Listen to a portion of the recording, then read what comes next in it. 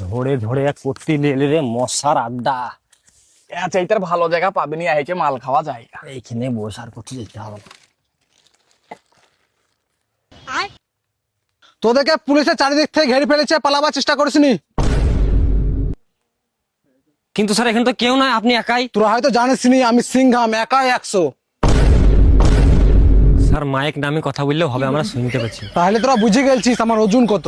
কতই বা হবে? বডি খান 1.5 কেজি আর ভুড়ি খান 42 কেজি।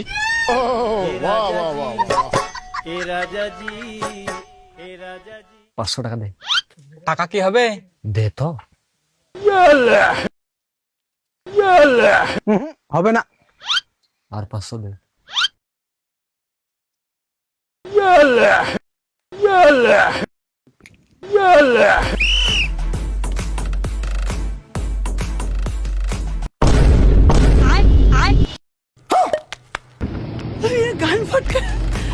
এবার কি হবে?